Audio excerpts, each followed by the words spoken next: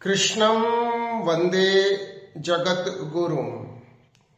I pray to the Guru of the Universe. Krishnam academy की ओर से Gita study की series में आज 7वें अध्याय से श्लोक नंबर 27 है। श्लोक है, इच्छा द्वेष समुत्थेन द्वंद्व मोहेन भारत सर्वभूतानि सम्मोहम सर्गे यान्ति परंतप। O descendant of Bharat, the duality of desire and aversion arise from illusion.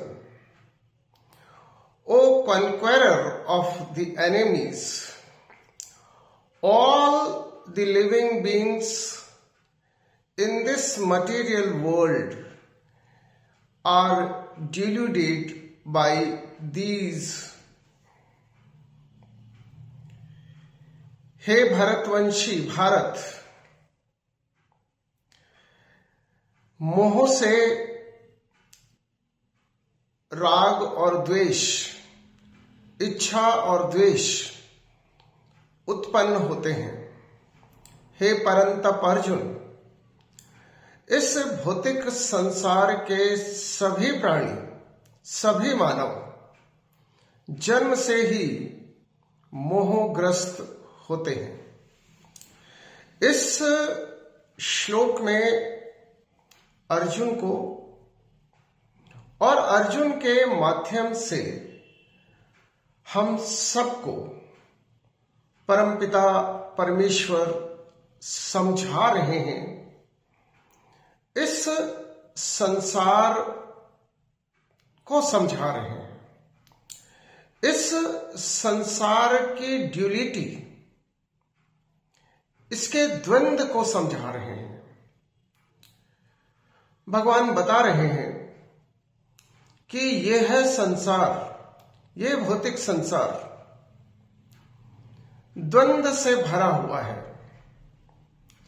रात के साथ दिन है, अच्छे के साथ बुरा है, नर के साथ नारी है, पाप के साथ पुण्य है, धरती के साथ आसमान है। आप सत्य के साथ असत्य है, मोह के साथ प्रेम है। पूरा संसार द्वैतताओं या द्वंद्व से बना हुआ है। हमें इस बात को एक्नॉलेज करना होगा, स्वीकार करना होगा, अंगीकार करना होगा कि अच्छाई और बुराई का कॉम्पोजिशन है ये संसार। यहां दिन है तो रात भी है, सुख है तो दुख भी है, मां है तो पिता भी है, आनंद है तो पीड़ा भी है, और अच्छे लोग हैं तो बुरे लोग भी हैं। और यह संसार ऐसे ही बना है और हमें इसे ऐसे ही अंगीकार करना होगा। हमें समझना होगा कि हर प्राणी, हर व्यक्ति अपनी प्रकृति और अपनी प्रवृत्ति, अपने नेचर और अपनी टेंडेंसी के अकॉर्डिंग अपना जीवन जीता है, अपना आचरण करता है। इस श्लोक में भगवान समझा रहे हैं कि मोह से इच्छा और द्वेष उत्पन्न होते हैं। और साथ में भगवान ने यह भी समझाया है कि मोह का कारण हमारी अज्ञानता है। हर व्यक्ति जो अपनी प्रवृत्ति और प्रकृति के अनुसार जीवन जीता है, आचरण करता है, हमें यह भी समझना होगा कि नेचर और टेंडेंसीज का इवोल्यूशन होता है, अर्थात प्रकृति और प्रवृत्ति का क्रमिक विकास होता है और इसमें सबसे महत्वपूर्ण भूमिका है ज्ञान प्राप्ति की, एक्वायरिंग द नॉलेज। कोई व्यक्ति किसी व्यक्ति का वंशज है, इससे तय नहीं होता है। तय होता है कि व्यक्ति कितना ज्ञान प्राप्त करता है। हम इतिहास उठा करके देख सकते हैं, जिन जिन व्यक्तियों में ज्ञान की ज्योति जली है, उन व्यक्तियों ने मोह से छुटकारा पाया है।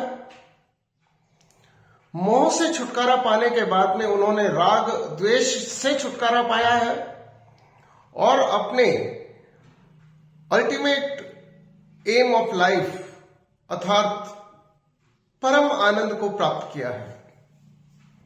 हम आसानी से समझ सकते हैं, परम आनंद को प्राप्त करने के मार्ग में कोई बाधा नहीं है। अगर कोई बाधा है तो हमारा अपना माइंडसेट, हमारी अपनी सोच, और भगवान गीता में स्पष्ट रूप से आपको अपनी सोच बदलने के लिए आमंत्रित कर रहे हैं। पूरी गीता का उपदेश भगवान ने अर्जुन की सोच बदलने के लिए ही दिया है। अर्जुन ने कहा, मैं युद्ध नहीं करूंगा। युद्ध ना करने के पीछे उसके अपने तर्क थे, परंतु भगवान ने उसके माइंडसेट को अंततः बदल दिया गीता के ज्ञान के द्वारा। हमें भी ये समझना है कि यदि हमें अपने जीवन के अल्टीमेट एम अर्थात परम आनंद को, परमेश्वर को प्राप्त करना है, तो हमें परिश्रम की पराकाष्ठा तक जाकर ज्ञान प्राप्त करना होगा। Learning is life and life is learning के मंत्र को, के गूढ़ रहस्य को हमें ठीक से समझना होगा। अज्ञान से मोह पैदा होता है और मोह से क्रोध भी पैदा होता है, मोह से इच्छाएं भी पैदा होती है और मोह से राग और द्वेष भी पैदा होते हैं। और इस ड्यूलिटी को यदि एसिमिलेट करना है, यदि इस द्वंद्व से ऊपर उठना है, तो रास्ता एक ही है कि हम ज्ञान प्राप्त करें और प्राप्त ज्ञान के अनुसार हम आचरण करें, हम कर्म करें। भगवान समझा रहे हैं इस श्लोक में कि हे भरतवंशी अर्जुन, मोह के कारण इच्छा और द्वेष उत्पन्न होते हैं। और भगवान ये भी समझा रहे हैं कि प्राणी मात्र में, सभी मनुष्यों में जन्म जात सभी प्रवृत्तियां होती है, हर तरह की प्रकृति होती है, परंतु जैसे जैसे कोई इंडिविजुअल ज्ञान प्राप्त करता है, वैसे वैसे उसकी प्रकृति का निर्माण होता है, उसकी प्रवृत्तियों का निर्माण होता है। और जैसे कि मैंने कहा है कि हर व्यक्ति ही नहीं, हर प्राणी अपनी प्रकृति और अपनी प्रवृत्ति के अनुसार जीवन जीता है। Every individual lives the life according to his nature and tendencies। इसको कई प्रकार से समझाया जा सकता है, जैसा कि दुर्योधन ने कहा, अहम जानामि किम धर्मम पर न च प्रवृत्ति, अहम जानामि किम अधर्मम पर न च निवृत्ति। हर व्यक्ति अपनी प्रकृति और प्रवृत्ति के अनुसार कार्य करता है। हम ये भी बात ठीक से समझ लें कि प्रवृत्ति और प्रकृति का निर्माण प्राप्त ज्ञान के अनुसार होता है। आपके अंदर सभी प्रवृत्तियों का होना हो सकता है, परंतु किस प्रवृत्ति को आप प्रायोरिटीज दें, वो आपके प्राप्त ज्ञान से प्राप्त डिसाइड होता है। इसलिए हम इस सिस्टम को समझें कि हमें हमारे कर्म हमारी ड्यूलिटी के रेशियो को निश्चित करेंगे कि हमें सुख अधिक मिलेगा या दुख अधिक मिलेगा, हमारे जीवन में छाया अधिक है या धूप अधिक है, हमारे जीवन में रात अधिक है या दिन अधिक है, हमारे जीवन में आनंद अधिक है या पीड़ा अधिक है। ये हमारे कर्मों से सुनिश्चित होगा, और हमारे कर्म सुनिश्चित होंगे हमारी प्रकृति और प्रवृत्ति से, और हमारी प्रवृत्ति और प्रकृति सुनिश्चित होगी हमारे प्राप्त ज्ञान से।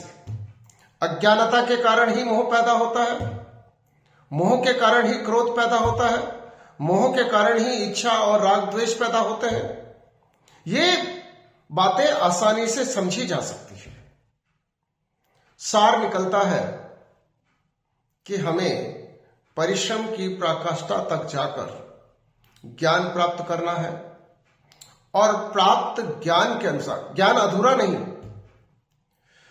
अधूरा ज्ञान तो और भी ज्यादा खतरनाक है। A little knowledge is dangerous thing. हमें ज्ञान को, किसी भी ज्ञान को उसकी संपूर्णता में समझना होगा, और ज्ञान को संपूर्णता में समझने का अर्थ संपूर्ण ज्ञान प्राप्त करना नहीं है।